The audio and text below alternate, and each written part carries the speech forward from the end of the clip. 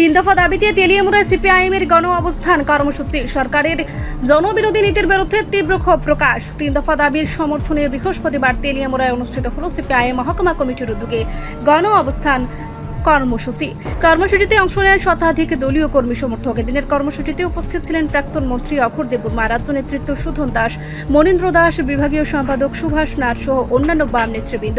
বক্তারা সরকারের জনবিরোধী নীতি, মূল্যবৃদ্ধি এবং প্রশাসনিক অব্যবস্থার বিরুদ্ধে তীব্র ভাষায় সমালোচনা করেন। পাশাপাশি শ্রমজীবী মানুষের অধিকার, কর্মসংস্থান ও জনসেবার প্রশ্নে সরকার যে উদাসীন তা নিয়েও সরব হননি তারা। সবাই বক্তারা স্পষ্ট জানিয়ে দেন, দাবি পূরণ না হওয়া পর্যন্ত আন্দোলন থেমে থাকবে না, জনগণের অধিকারের জন্য লড়াই চলবে। কর্মসূচিকে ঘিরে এলাকায় উত্তেজনা ছড়ালেও বাম নেতারা জানালেন, আন্দোলন শান্তিপূর্ণভাবে গণতান্ত্রিক পদ্ধতিতেই পরিচালিত হবে। এখন পর্যন্ত সুধাংশু দাসের বিরুদ্ধে ব্যবস্থা নিতে পারল না। তাদেরকে একজন মন্ত্রীকে বলেছে যে সুধাংশু দাস যা বলেছে আমরা তার সঙ্গে একমত না, আমি তার বিরোধিতা করে সাহস হচ্ছে সুধাংশু দাসের বিরুদ্ধে ব্যবস্থা নিতে। সুধাংশু দাসের সম্পত্তি এগুলি নিয়ে অনেক চর্চা হচ্ছে, আপনারা জানেন, এগুলি শুনেছে। 2021 সালে যে অন্তর্দয় কার্ড, রেশন কার্ড,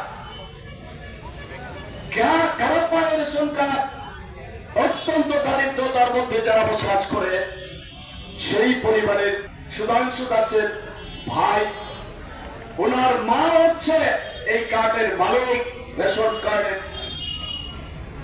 সেই 2021 সালের পর থেকে 2025 সালের মধ্যে কি করে এই রাজ্যের সর্বোচ্চ করদাতা হয়ে যায় সেই পরিবার? সুধাংশু দাসের ভাই কয়দিন আগে ধর্মনগরে বাড়ি কিনেছে, সেই জনগণে মন্ত্রী এখন বলছে আমি তো আগেই 80,000 90,000 টাকা রোজগার করতাম, 5 স্টার হোটেলে থাকতাম, তো তারপরে কেন গরিব মানুষের রেশন কার্ডটা নিজের নামে রেখে দিয়েছেন, পরিবারের নামে?